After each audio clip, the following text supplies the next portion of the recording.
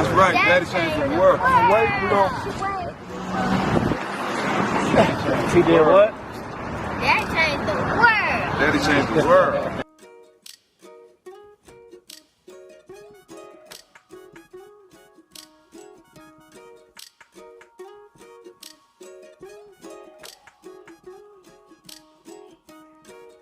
I got this is baby, yeah.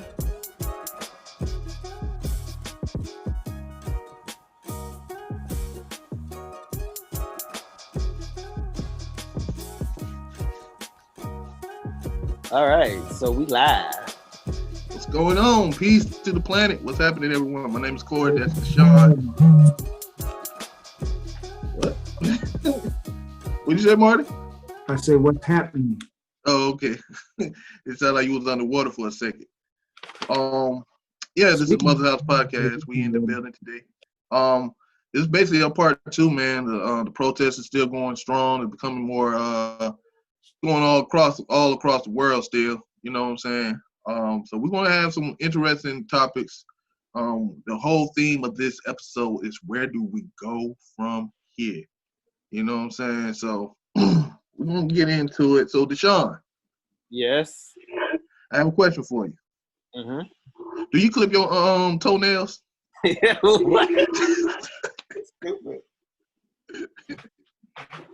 I'm apologizing. No, seriously. So this is a random a question, and we're gonna have a conversation about it. So you listen to the podcast, you listen to the previous podcast, just time in while we get into this. Gotta cover my head. Hold on, I gotta get my hat together, my crown. All right, here we go. So what has the pandemic changed for you? Not only the pandemic, but the past 6 months, everything has shifted. Since January, beginning of 2020. 2020 had brought us so many different changes. So my question is, since the pandemic and all these different changes, also with the uprisings that's going down, how has has anything changed for you personally? Has anything changed your thought process, your philosophy on things, or way of thinking? Where do you stand on that? So let's go around and, have a conversation about that. Who want to go first? I can go first. Oh, yeah. I think a lot has changed. I feel like it's been changes for myself as far as my environment has changed. Of course, work. Of course, just interacting with people, the whole social distancing thing. My perception of the news has changed. Like, it never was great, but I think it kind of went further to that other direction as far as like where I get my information from and how I trust the main news.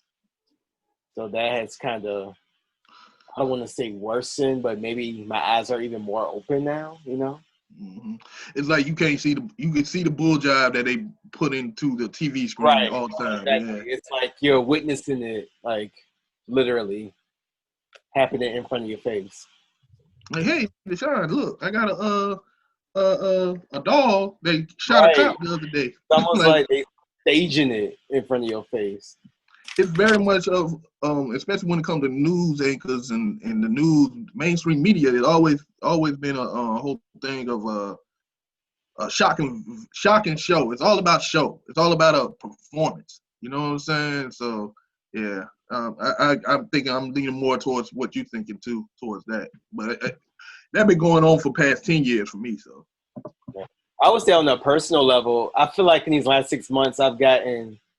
I feel a little bit more clear about what I want to do with my life and far as just different decisions I have to make, a little bit more focused, a little bit more mature too. Like I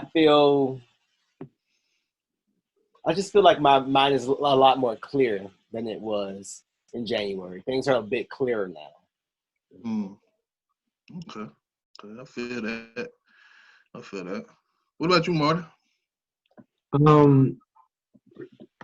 Ask me the question again. what has the past 6 months since the pandemic, whole 2020 pretty much, since the pandemic and the uprising, how does it impact you? Has it changed you personally, and how has it impact your worldview on everything? Well, it has personally it's been confirmation for a lot of things that I've been thinking and knowing and feeling for maybe the past 15, 20 years. It also and that's just the whole piece with being self-sustainable, just the whole piece with being being a nation within a nation and doing all the things that you need to do to survive as a people, and things like the importance of family, which we always knew, but it was even confirmed even more. How valuable your time is. How it made me see just how much of a slave that we are to jobs, and because a job basically is somebody paying. They have a program for you to do. They have a set thing for you to do. They have a set of they have something that they want you to do, and they're gonna pay you for it. And they got a certain time they want you to do it. They want you to do it at this time, and you can't. If you gotta go to the bathroom, you gotta tell them you're going this, that, and other. And how a lot of people are not. If nobody's already mapped your day out for you, a lot of people can't function on without their day being already put together. Another thing that has changed for me is that I have a little more faith in people waking up per se. I have a little more faith than in the masses, because sometimes the masses can be easily swayed and easily distracted. Lots of times the people can be, they because of the education system, most people are not critical thinkers, and it seems like that part of people is starting to kick in more. So I have a little more faith that people are starting to come to their senses per se, and really look at things critically, and start to come up with their own answers, and answers that make a little more sense than what's being fed to them through corporate media. And then just I've changed just like everybody else has changed, in the fact that this is a situation that I have never lived to see, starting with the pandemic and starting with a worldwide protest because of police brutality, and especially considering that it's been a lot worse cases that been on tape of police brutality, and for this one to set things off the way they did, I don't know if that has considered as something that changed me, but I've just, on one level, I got a lot of confirmations on things, and on another level, I'm seeing that it's more people than what you think that think like I do and want to break away from out of this matrix. Yeah. Well, for me, as far as this all of 2020, I've been doing a lot of deeper, search for inner self, a lot of inner self work. And I think this pandemic, and also even with the protests, it made me dig deep into myself to find out what's my role, where I'm at in life right now, and where I want to be and where I need to be. And I'm okay with where I'm at right now, trying to get to where I need to be. So I've been doing a lot of digging deep into my inner self, my inner personal happiness, interpersonal peace during this pandemic, and trying to find a fuller understanding. Because also with this pandemic, it made me, just like you said, Marty, it made me appreciate family a whole lot more. Even though I always appreciate my family, but it made me value it even more. It made me value my place in the family. You know what I'm saying? 'Cause I had to, for the longest time, I ain't think of myself as necessary, needed in the family. But it made me feel like, yeah, I have a role to play within the family. Even with the protests, it made me, it confirmed a lot of things, confirmed a lot of my notions, it confirmed a lot of beliefs, and it also gave me a glimpse of optimism and where we can go. And I'm very optimistic about that. So that's why I would like to have these conversations with my family, like Deshaun Ofumaja, so we can have a clearer understanding where we headed to next. So the next question I have for you guys. So economically, we already know how the pandemic is affecting the economics of the world. But we also know that during this pandemic, how do we, as Black men and Black women and Black people, how should we move economically? So my question is entrepreneurship is the new shift of Black people economic growth?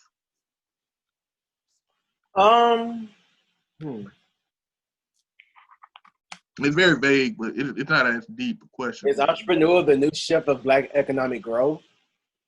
Not necessarily economic growth, but is that where we headed to? Or should we have more people who are entrepreneurs? Well, I think the world is already headed there.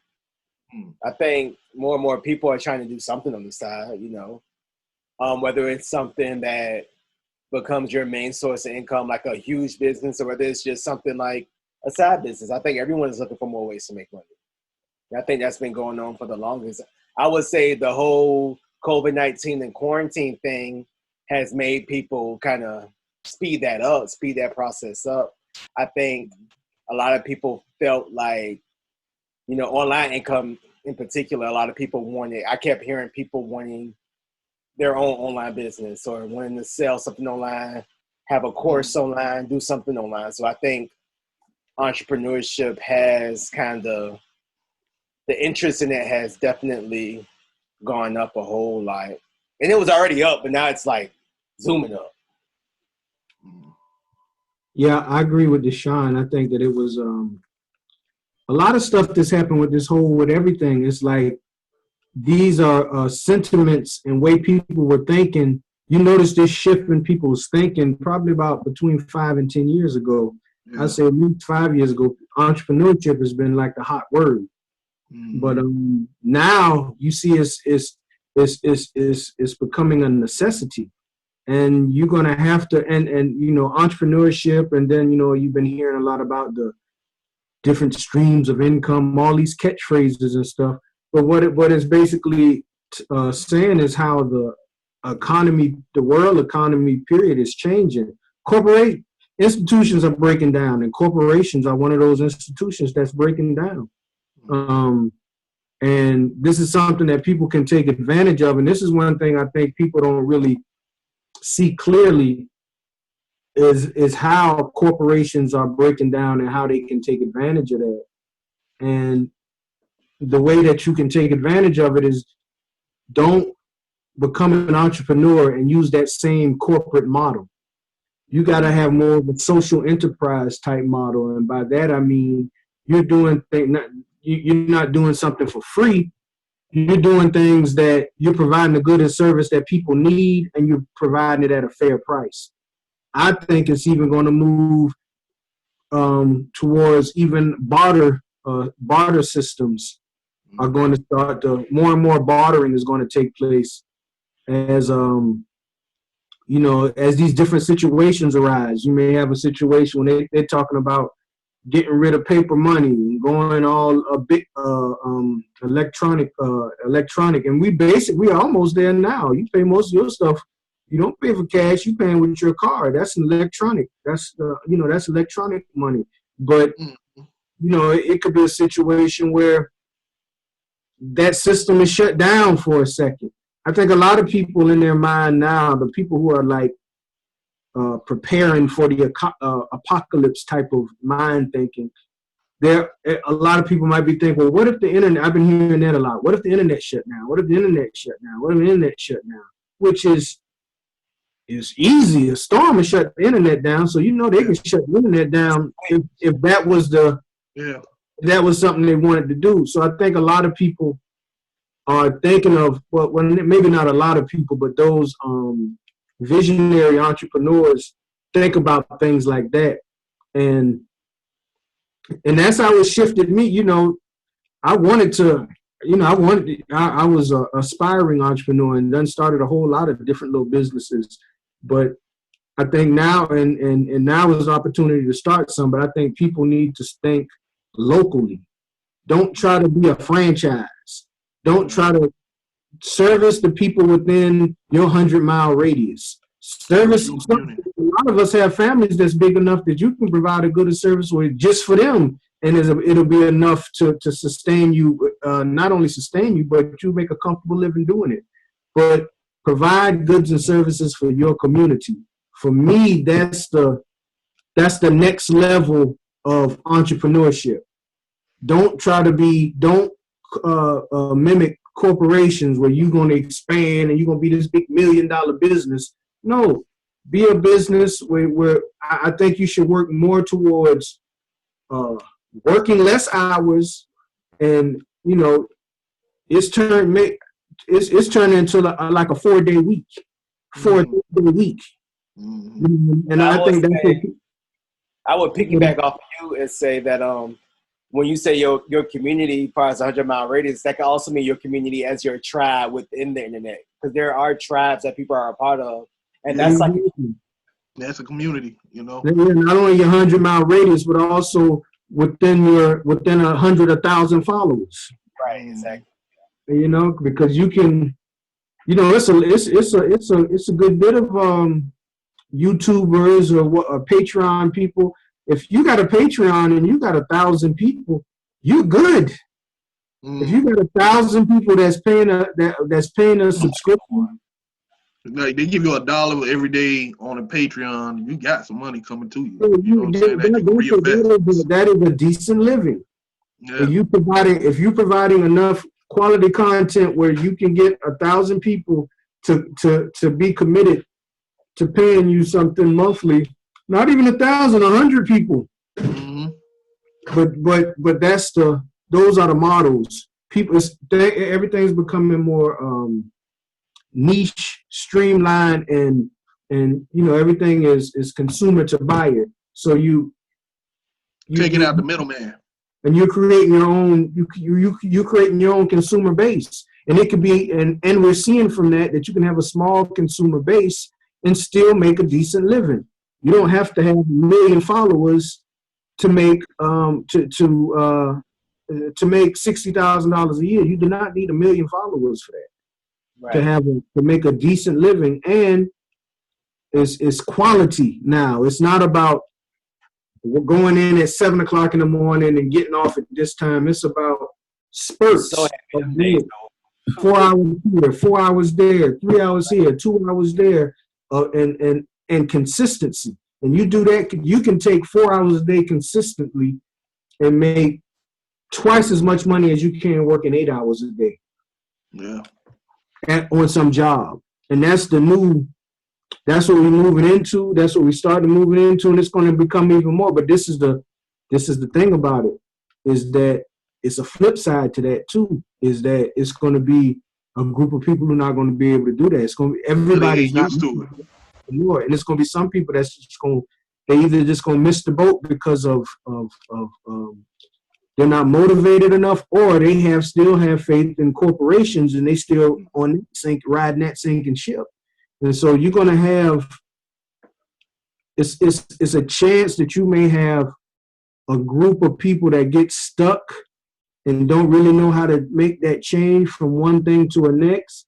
And they're going to be looking for jobs. They're going to be needing money. They're going to be put in those type of situations. And you know what happens when people are put in those type of situations, what can result from that. So, and it will be the job of the people who are visionary enough, the visionary entrepreneurs, is to provide work for them. Again, everybody's not an entrepreneur though. So that's what I'm saying. Everybody's not an entrepreneur. And naturally, and some people don't want to be one. Some people want to. Nothing wrong with that, and that's the beauty about what's going on now is that everyone's on the same level playing field. Nobody's above judgment. You know what I'm saying? Nobody's judging each other over what job you have, what job you have. Like say if it's a pizza delivery driver, he ain't gonna be looked down upon because he has to provide a service. He's providing food for people who can't get food normally. You know what I'm saying? that people value. Are changing.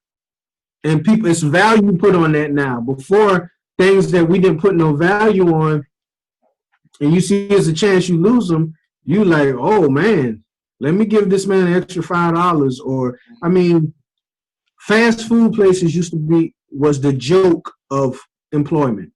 You flipping fries, you flipping burgers. It was like a joke. Now it's even a sense of pride in working at these places now and the people respect them because they have a product that they want. Yeah.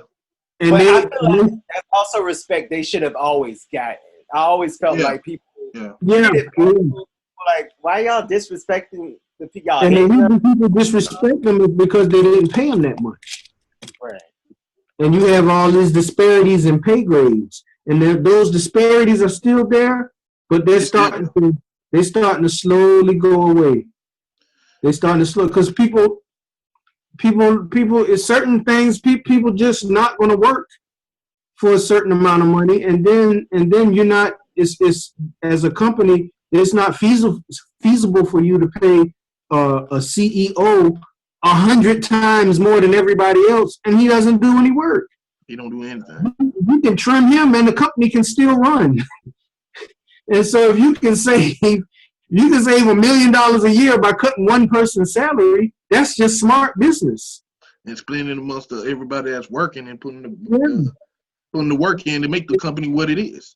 And that's something I'm hoping businesses are moving to, is a more equal pay for everybody. Like the whole idea of the gentleman it's a couple of people that did this, but it's just one company in particular, I can't remember the name, where he paid everybody from the janitor to the CEO gets $70,000 a year because they figured in their calculations that $70,000 a year is enough for you to take care of all your bills and have enough money to like travel and do things where he's not living tight. That's the $70,000 a year across the nation is sort of like they came up with the economic calculations. That's one of the best. If you can make $70,000 a year living in any part of the United States and have a quality of life, have a certain quality of life.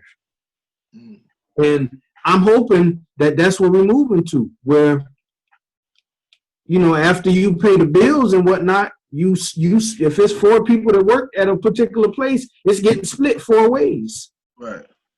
That to some people that may seem like, oh man, but I can see a way around that through like, you make the same thing as our CEO, but we gave him 100 shares installed. Like it's gonna be.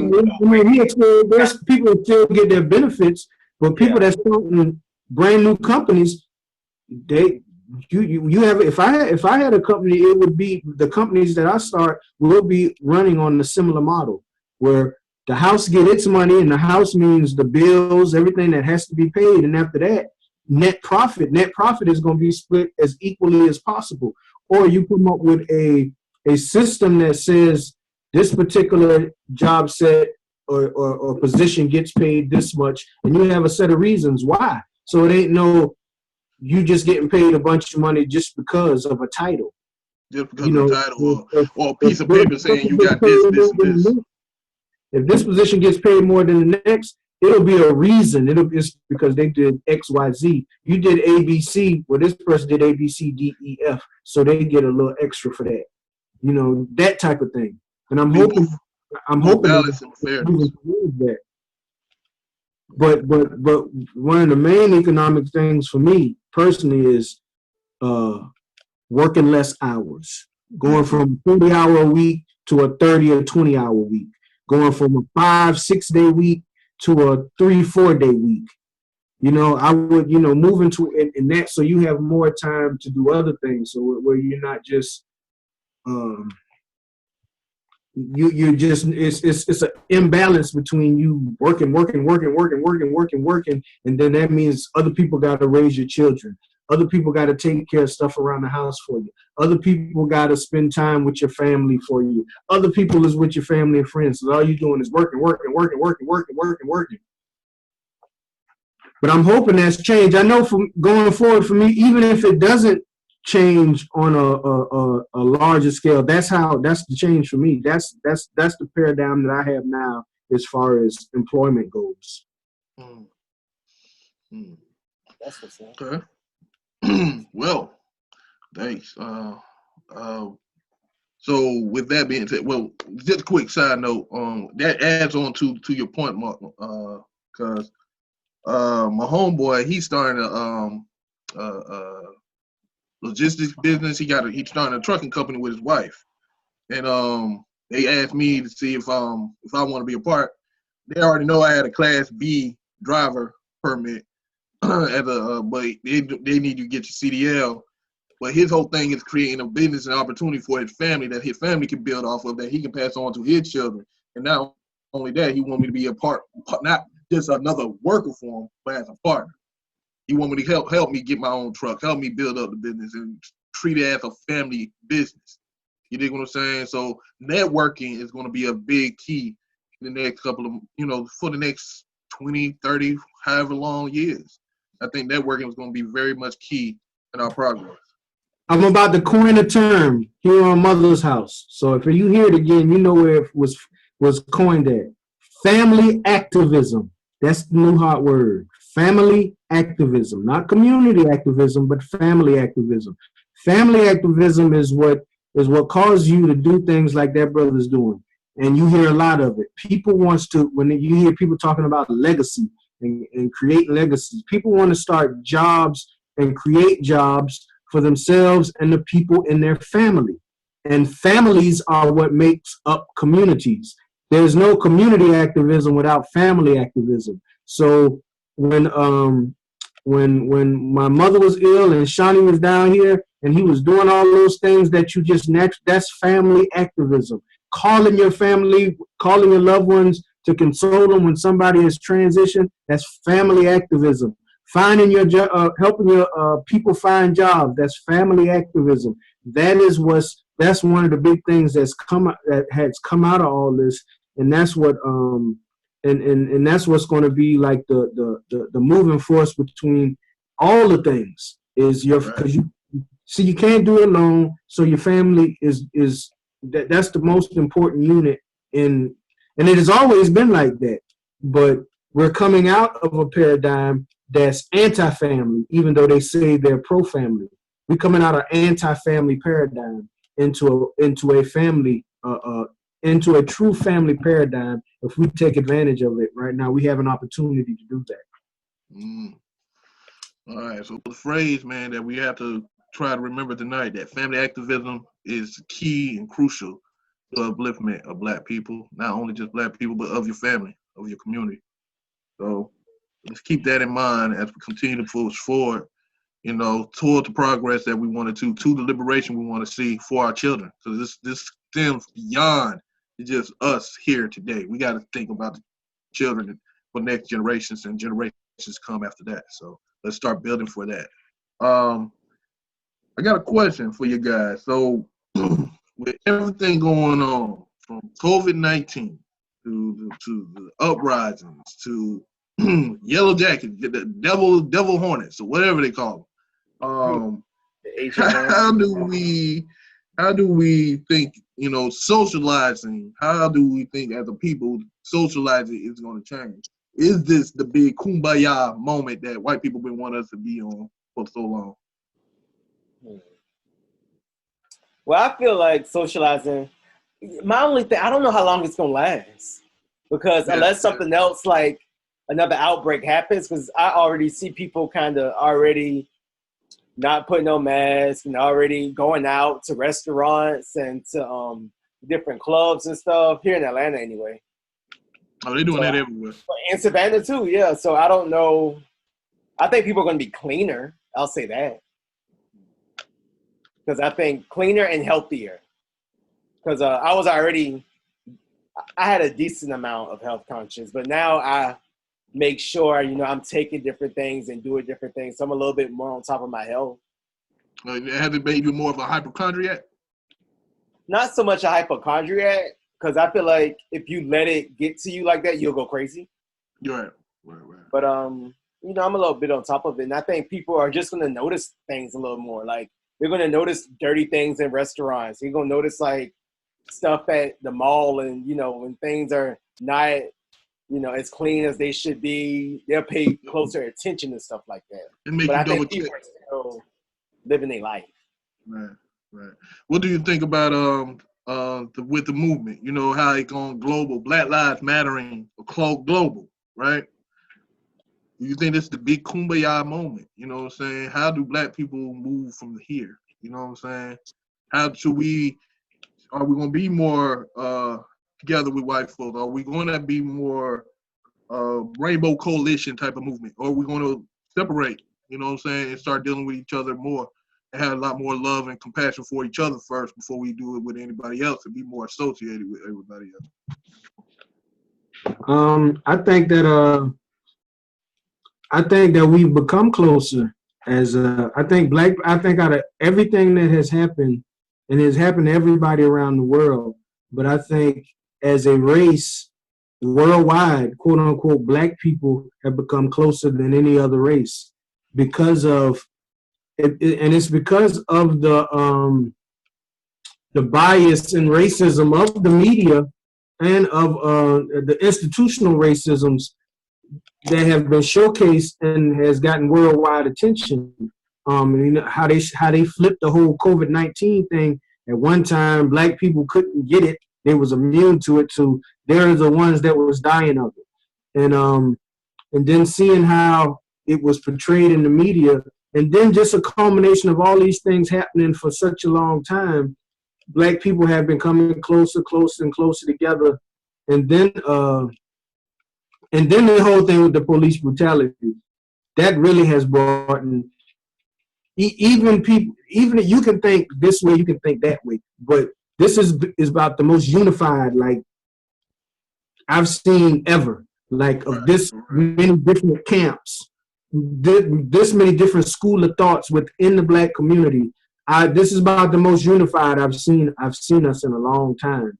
And from that, again, when all the smoke dies down, you're gonna see some that's because of that we forced to come together, and we are together. But then as this starts to die down, you got the people who are connected to who see all of these Oyinbo or white people holding up a Black Lives Matter sign. You got a lot of people who think that if it wasn't just like with the civil rights, if it wasn't for some good white people, this wouldn't work. But then you got another side that's like, we really need to stick together, because you see when we got these white people in, they in here starting the riots. They in here, they are inciting violence in our names. Like you get, the popular video of the white girl writing BLM on the two white girls writing Black Lives Matter, doing graffiti on a business, and the sister like, why are you doing that? That's not for us. And the white girl smartly saying thank you. I think that's going to be a lot. That's symbolic of white liberals feeling that they need to do stuff for us, and we need to thank them because they did it. Right. Yeah.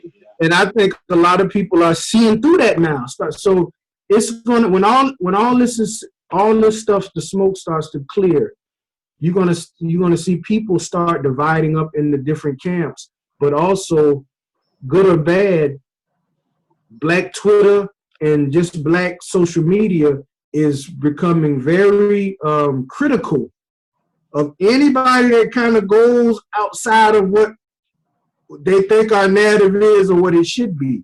So you might you'll say something like this, that, and the other, then somebody will post something saying that you got a white wife. You'll post something, and like I said, good or bad, people are getting critiqued very hard on social media, what their standing is within the Black community. Like if you see what happened to T.I. and Killer Mike. And really what's happening to all the celebrities have pretty much lost their clout. Yeah, They lost their credibility. And if a celebrity posts anything, and if it ain't saying I love black people or I'm down with the cause, if you say anything different from that, Lil Wayne says something crazy. Even if it's not even thing that's crazy, but it's perceived as being crazy, you getting attacked. They cut the black Twitter get you, black social media get you. So it's gonna be interesting to see how long this lasts. Me personally, I would hope to see that we would stop giving out passes. That's what I want to see out of this person. No more passes. No more cookouts. We done with the cookouts. The cookout is done. No more personal invitations to the cookout. No. Or We deal with this at a different stage, not at the cookout. We deal with we need to start dealing with other people more as associates and allies and not as family and friends. Right. I was gonna say the cookout, it should cost a little bit more. Right. Exactly. Exactly. Everybody comes to the cookout. Like if they're gonna come, now you're gonna have to pay to get in. Right. And then it's gonna be certain places you're gonna be segregated the way you can sit. You still ain't gonna be in on the top conversations. So I mean, it could be moving that way. It seems like it's that's one of those things that's hard to tell. Because that's one of those things that I think a little hocus pocus can fool I don't think in general, even though I've been talking about how we're stronger, we're more together now, we're starting to wake up more. I still think on a collective, our minds need to get a little stronger. It's still definitely some work to do and some growth to do. But it's more than what it's been in the past. Matter of fact, it's more than what it's been a month ago. That's what's crazy. Just like how 6 months ago, all this was totally different. Oh yeah. My only thing is about 10 to 20 years of change in 6 months. Right. My only thing is a lot of times we get our attention spans are a little short. So the whole cancel culture thing, it's like they'll cancel somebody next month, and then the month after that, they'll be at the concert. Be like, oh well. Okay. I just hope we stay a little bit more focused and a little bit more consistent as well. Mm-hmm. We need an agenda. We need a collective agenda, and then we can all kind of stay on it. We don't have a collective agenda, and so if somebody strays away from what that agenda is, because we don't have one, we can't really check them on it. Yeah. Once you have an agenda, you'll be able to set the core values of what you find value to the culture, value to your people, what value. Like a lot of people in our generation, some people will say a lot of our generation is very self-centered, very selfish. It's all about them and what they can get out of the situation. We don't really care about the youth or what's going on with the next generation, or we don't care what's happened to our elders. But that narrative has shifted since the past 6 months. You see what I'm saying? A lot of people is on phone like, nah, y'all ain't about to do this. I got kids, I got little cousins, I got little sisters. You know, people are like, nah, we ain't having mama, daddy. So so that I would like to see how when all the smoke clears, where it's gonna go. I just saw something right in like 5 minutes ago. I finally saw that little clip with them with Nancy Pelosi them in the kente cloth. If that taking the knee, if that ain't some offensive shit, and I can't understand how it is. It's almost like a Saturday Night Live skit. That's what it looked like. It did. That's exactly what it looks like. Saturday come because they're gonna do a skit about it. But it was ridiculous. They taking a knee, and they got on kente cloth. Really? What does that supposed to mean? What idea was that? Who idea was that? Right. Whoever idea that was, they just thought they were coming up with something so hot, or they just were setting them up and they didn't realize it. But that's gonna cause some of them to lose their seats. That's for real. That is so offensive. That's just dumb. It's like, what's the purpose? What's it supposed to do? If I go back to what we have learned, if we haven't learned that politicians are idiots, If you don't know that now, you'll never know. Right. Y'all thought 45 was crazy. All of them crazy. All Every last one of them. From Pelosi to Rand Paul, all of them. They are Joe Biden. Right. This is a comedy. This really is. This is some reality TV. Hey, you seen Dumb and Dumber? Y'all seen What's Dumb that? and Dumber? Yeah. That's exactly what I'm seeing. I'm seeing Dumb and Dumber from every politician. Again, this is Dumb and Dumber and Stupid and Stupider. Yeah, I mean, yeah. I don't know what to say. It's funny now, man. I can't even get mad. I just was just like, this is like, y'all, first of all, y'all got on kente cloth. If that ain't so, I mean, I know what we can do. We're gonna all put some dashikis on. Come on live, We're gonna get on their knees. We're gonna stop for 8 minutes. 8 minutes. That's some shit they learned at like the barbershop in Coming to America. One of them told them that. One of the barbers from Coming to America. What y'all should do is Anybody be dressed up and told you to do that? Kente cloth. What does it? I want them to tell me what their kente cloth represent for them. That's what black congressman said that. Were they trying to set them up? Like, exactly. I got a way to look them real stupid. I really think one of their white staff people told them to do that. I do too. But whoever told them, I don't see how I don't see how you can convince me to do that. This is what we need to show us. We need to do something. We need to show up. Let's all. Like, that would be like if you're doing something for Asian people and you go and get some chopsticks and you like put it in your head. They all put on some kimonos. They all put some kimonos on. It was like, don't come home. Nothing against Asian people, but like you're literally it's just horrible. Or you was doing something for Native Americans and all of them came in with the yeah. It's like literally this is what they doing and they don't realize it. They should realize this, but they don't realize it. They don't realize it. They think they're doing something very, very cultural. My battery's dying. I'm about to charge up. A racially offensive gesture. I mean, that just means they're out of touch too. Yeah, so out of touch. I mean, when they be that out of touch, I be thinking, did they do it on purpose? Did they do this to get like retweets or something? Yeah, and then now I'm gonna tell you one thing I did notice: the way they was kneeling, that whole kneeling. I go on the other side of that and think that they're not doing that for us. That look like they're doing that in support of the police. That look like some old secret.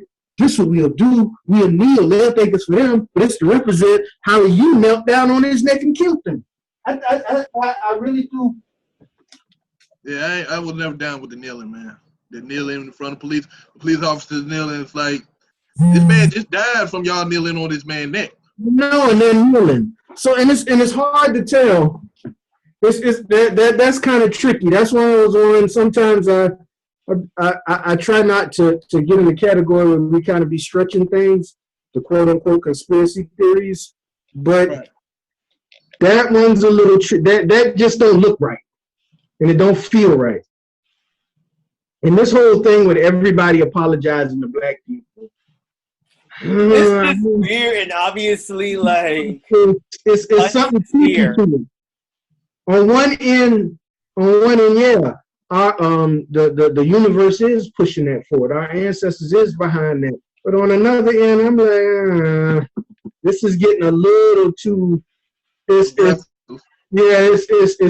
they setting up. It's good PR at this point. Yeah. You want to make there's a video game like I got Division or Call of Duty.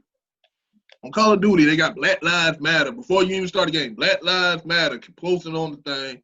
And it's telling everybody, like, and they going in a little description about why Black Lives Matter and why we campaigning for Black Lives. And I'm like, yo, this is the most racist thing that's popping out here in these streets.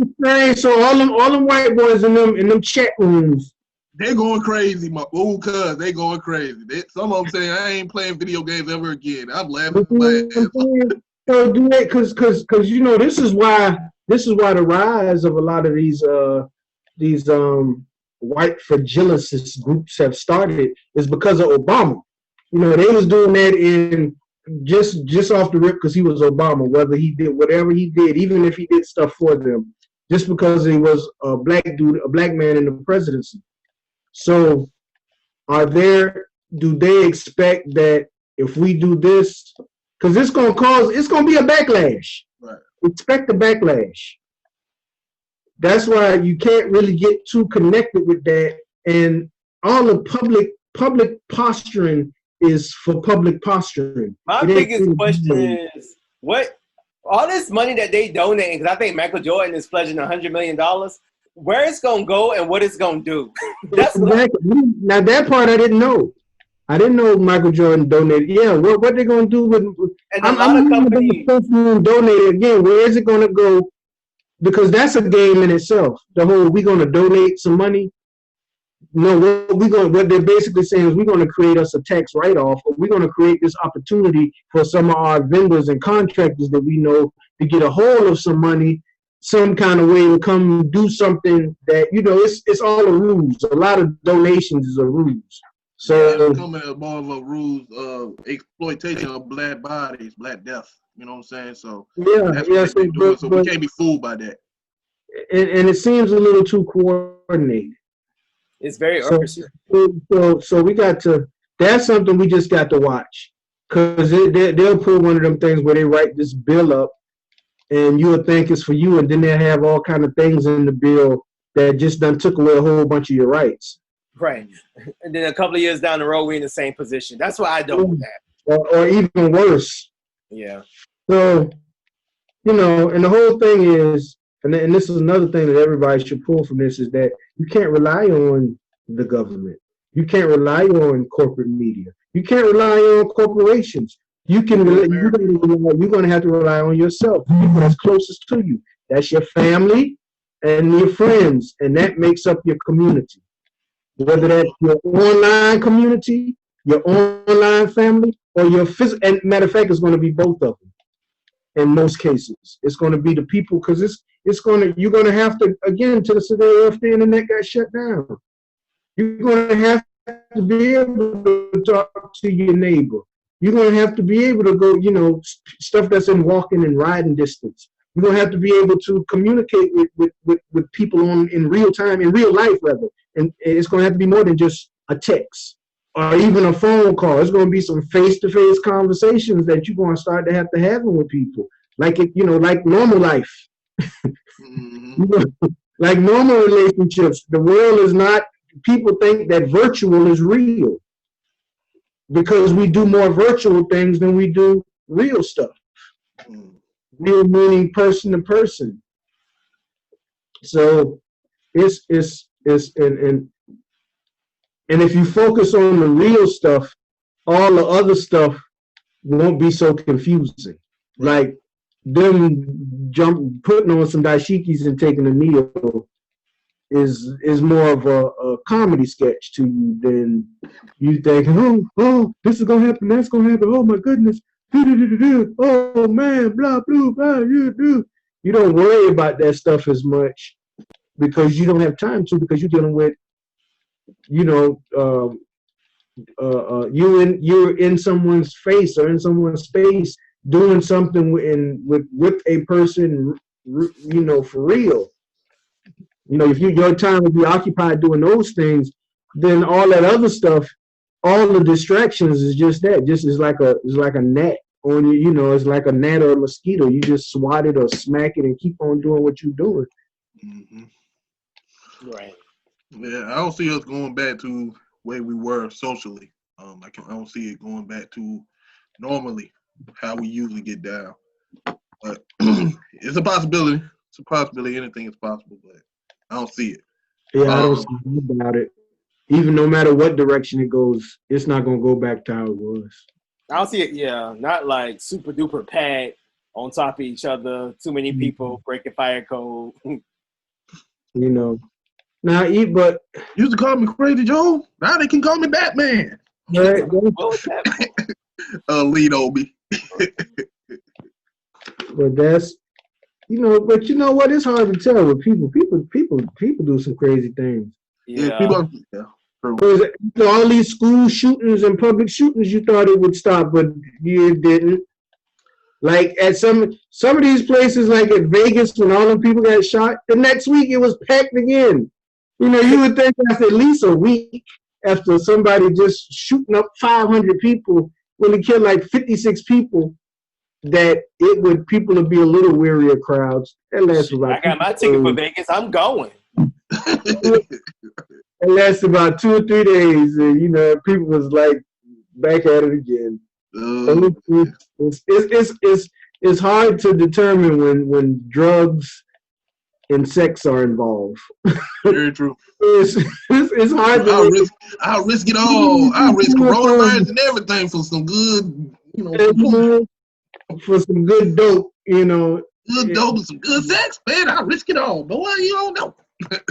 That's what people do. I mean, but I would say not even that. They just going out to be out now. They just yeah, man. They just be out just to be out. Right now it's the cabin fever. Yeah, that's really what it is, cabin fever.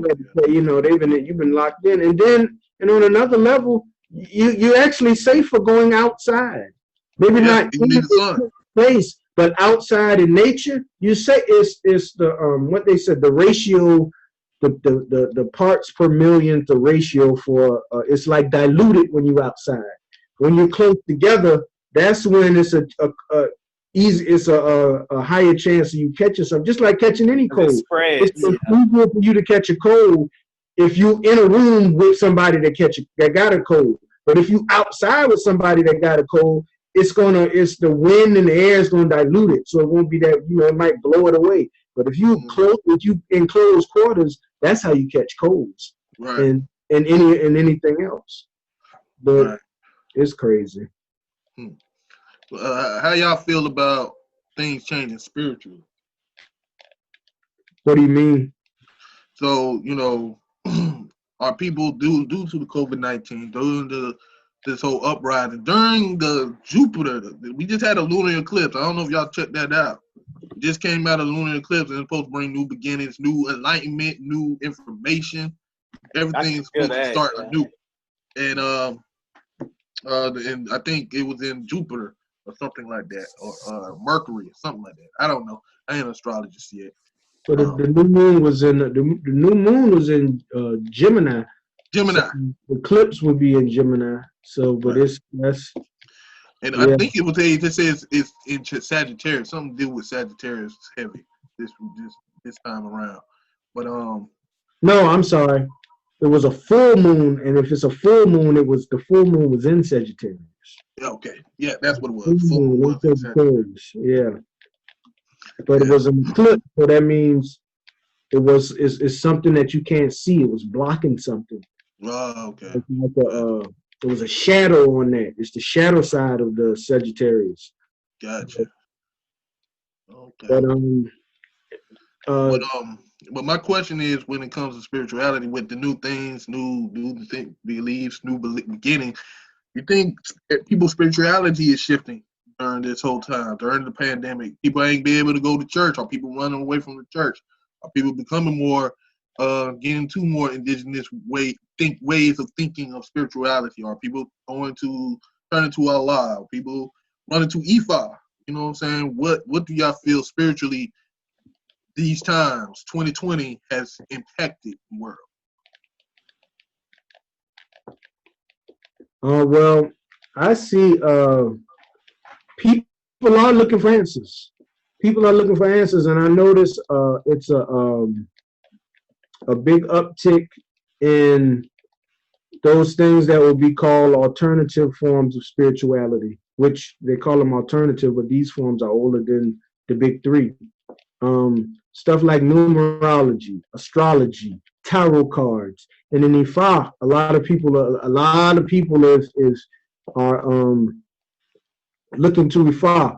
Anything that's all of the healing practices, whether it's yoga, whether it's yoga, massage therapy. A lot of these is an uptick in this. People are looking for alternative ways of alternative forms of spirituality, and they're looking for alternative ways of healing because nobody want to go to a hospital. And lots of times these are tied together. The spirituality and some of these alternative forms of healing usually they go hand in hand to an extent. So some people are finding these other forms of spirituality through these alternative forms of healing and vice versa. Now, I would like to know, I'm not sure, I would guess that I didn't see the percentage of it. The churches and the mosque are I know before they said that they were losing constituents, that their constituency was going down in the church. I would like to see more if that's the case. I'm not sure. I would guess it might be. I don't know, but this is the he would be calling on Allah and calling on Jesus and calling on all these, because if you're a strong Christian, you might think this was the apocalypse. You might think this is the end of the world. So I would like to see, and especially with stuff like, you remember when the COVID first hit, and that preacher was like, I'm going to go to church. Y'all can go to church. And he ended up dying of COVID, and all them people in his congregation caught COVID. Yeah. Wow.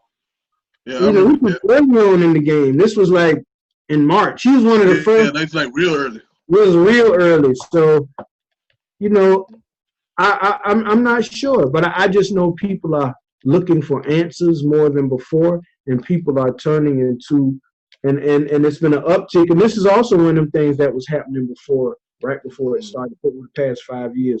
But people are turning more to the indigenous forms of spirituality and more into the the esoteric knowledge, esoteric things, like, you know, again, the astrologies and the numerology. Okay. And, you know, Oh, you sound like you drunk. You okay? Oh yeah. We missed what you said.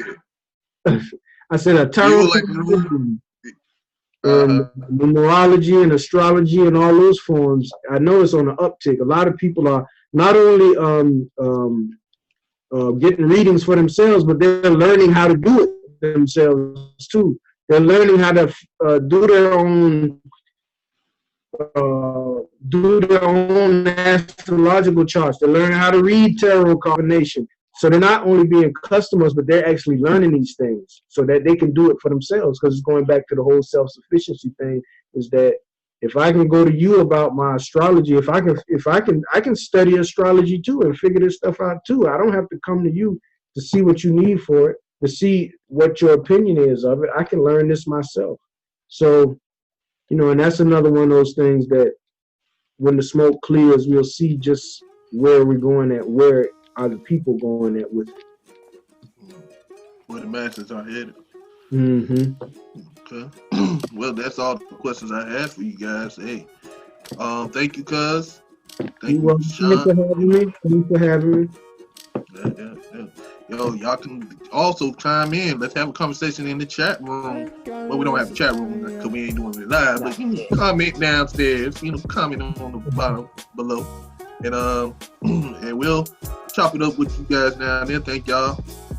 Mother's House Podcast. We'll catch y'all later. Peace. Hey, Dabo. I will not raise my daughter differently than my mother raised me. The rearing I got from my mother, words cannot express. I could live in any time, I could live in any country, I could live on any planet, and I would be fine. What was the key? What did your mother know? What truth was coming through your mother that's going to come through you to your daughter? My mother gave us aphorisms to learn as children. And the one that there are two that stand out foremost in my mind. One is the inner reality creates the outer form. I learned this when I was in grade school. I was very young. And the other is the universe bears no ill to me. I bear no ill to it.